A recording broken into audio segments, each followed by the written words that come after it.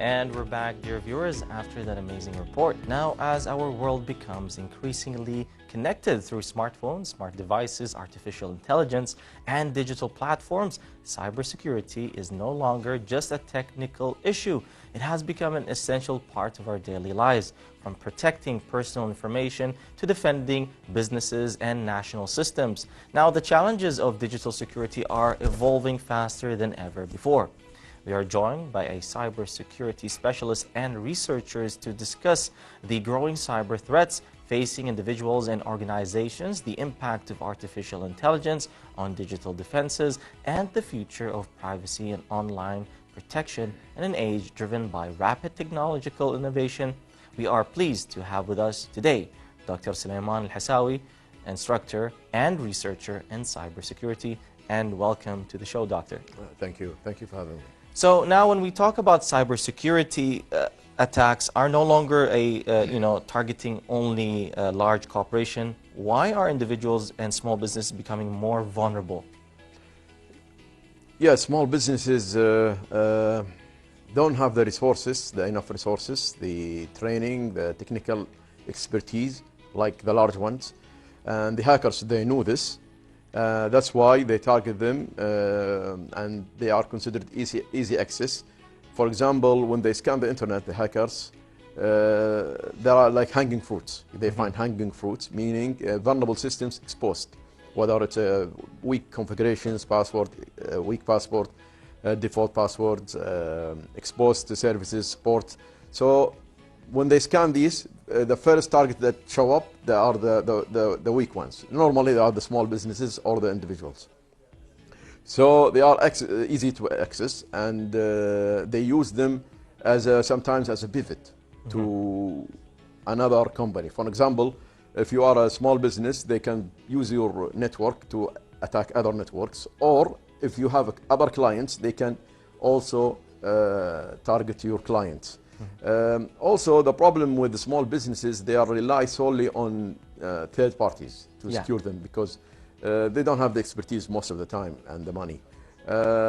So what happens is they also sometimes target the third party in order to access those small businesses. So once a third party that provides a service is exposed or attacked, small businesses are easy to be attacked. This is why also we see some companies and third parties, they even, they prompt for a certain password because they need to make it stronger. They advise you for a stronger password rather than you choosing it. As you said, because sometimes they use very weak passwords. Yes, yeah, this is one of the reasons, yes, of course. As a matter of fact, small businesses, most of the time, because I said don't have resources, I mean, if you can maybe move to other questions. Oh yeah, sure, no problem. So as a cybersecurity researchers, what emerging technologies or trends do you believe will shape the future of digital security over the next few years? Okay, there are also many trends. One of them is the AI. AI is affecting the defending side, cybersecurity, and also the attack. For example, we will see, and it's happening now, the defenders, they use AI for data analysis, data processing, also for detection. Also, the attackers, they use it counter side. For example, they use it to facilitate, automate attacks, make the attacks faster, and that's so the AI is being used by both sides. One of the trends that is coming in the future, the digital sovereignty. Okay. Sovereignty. In Europe now, many countries, European countries, they are moving to create their own operating system, their own technologies like open source, because they realize that they don't want to keep their data in the hands of private clouds. Okay. So this is a trend, very, very strong trend. The other trend is also the move to cloud security and IoT security. This is considered very important because now most of the companies and governments, they are moving to the cloud. So also the digital ID. Digital ID is considered also a trend. Some laws in Europe, they are preparing laws to force the operating systems to force the users to authenticate yourself before you access the internet. So this is we will see coming in the future. Now, you got social engineering and online scams are becoming increasingly sophisticated. So why do these attacks continue to proceed and succeed despite growing public awareness? The reason is simple, because human weakness is always there. Humans always are controlled by emotions and fear. So the attacks will keep going, because this will never disappear, the human nature. So, and the attackers, they know this, so they send you emails, messages to make you panic and make decisions fast. So you make mistakes and access the links and respond to them. And also, they don't stop, because the technology is evolving. They're becoming more realistic. For example, the AI now, they're making it hard to detect if this is a social trick or not, like deep fake and the videos and the voice. Sometimes you get a message in WhatsApp from one of your family and he's hacked and you don't know that. So and the humans, they cannot catch up. Most of the people, they cannot catch up with the emerging threats and the emerging techniques. This makes it hard for people to keep up, even for the specialists. And the attackers, they know this. The speed is it's very fast, especially with the AI coming up with the attacks very quickly. And the AI also makes the phishing emails, for example, very realistic and very convincing, because in the past you can detect if a phishing email is fake from the spelling mistakes, the weak vocabulary, whatever.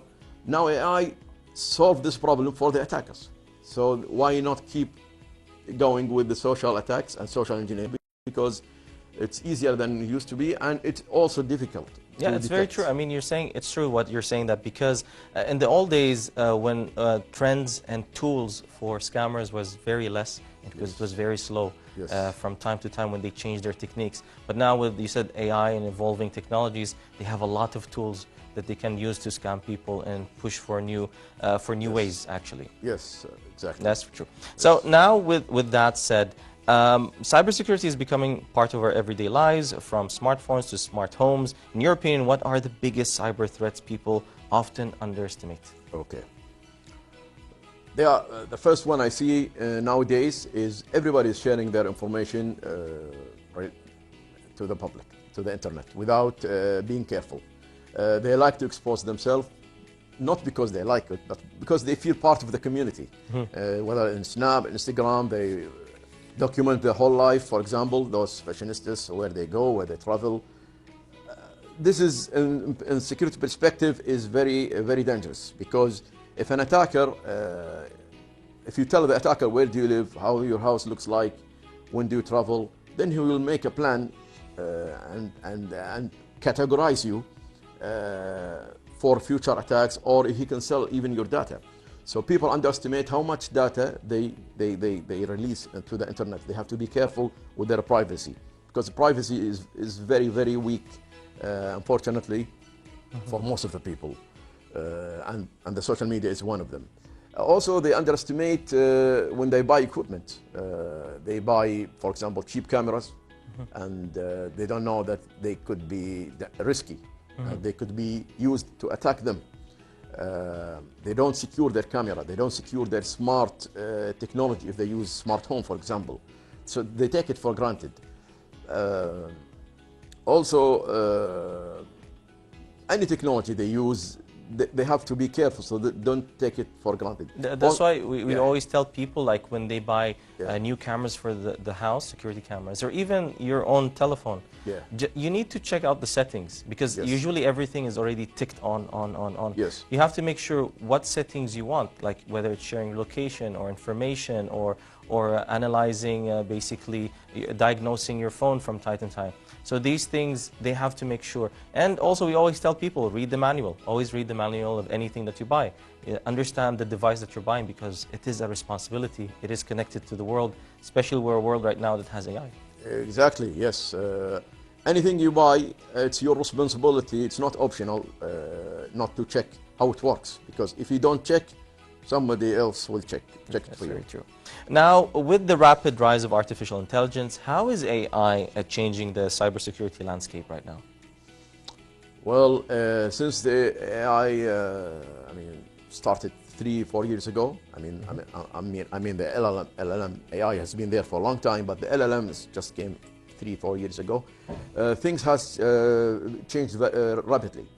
For example, the defenders now, they utilize AI and the AI agent, for example, and the LLM to speed up their work, to automate things, for productivity reasons as well. And for the defenders also, they use it for protection purposes, to help the employees in the security mission. While on the other side, like I just mentioned, the attackers, they're using it to come up with new attacks, find new vulnerabilities, speed up the attack, because instead of one person attack you, they just put multi-AI agents attack you. Yeah. So it's now a machine against a machine nowadays. We see this, the defender's machine against other AI machines. So this is now happening, and it will be more in the future. So this, like I said, it has a pros and cons. Pros for the defender side, the cons from the attacker side. This also made it very difficult for the organizations and countries to keep up, because the speed in how these AI agents find exploits and exploit them is never happened before. For example, the last week, one major Linux vulnerability happened, and it affected most of the Linux distributions, which was never discovered without the AI. AI discovered that.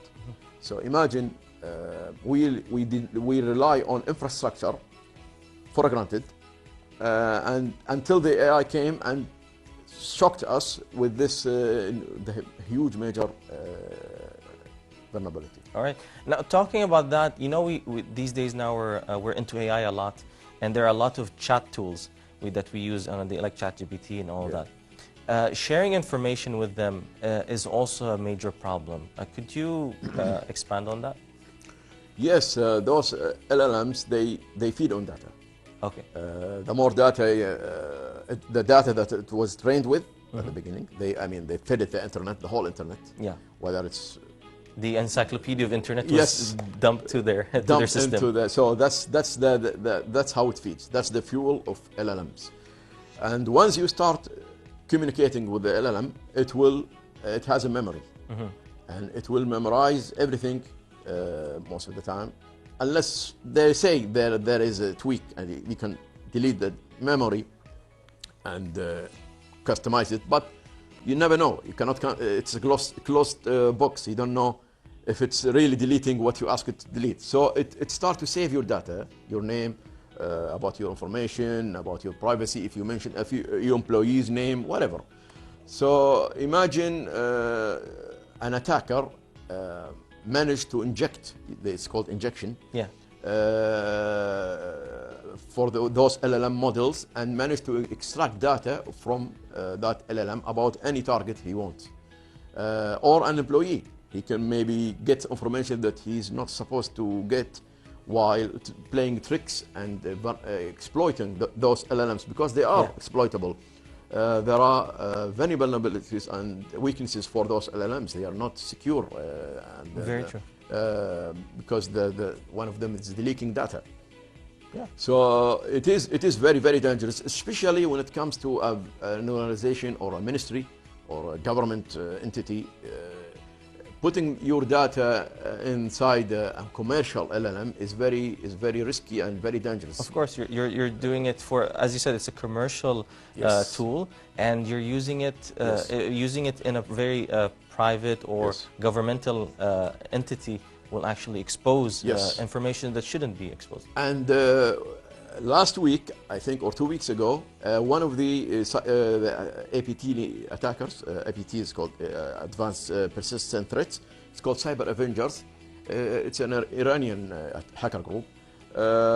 They hacked some operational technology or industrial organizations, And the government of the US government asked OpenAI who did it, and they managed to get what the dialogue was, conversation that the attackers used. Yeah. And they knew the attack, and the AI helped them, help the attackers how to conduct the attack, and the OpenAI saw the techniques that the conversation. All right. So that means that those companies, the LLM companies, the AI companies, they can see your conversation if they want to.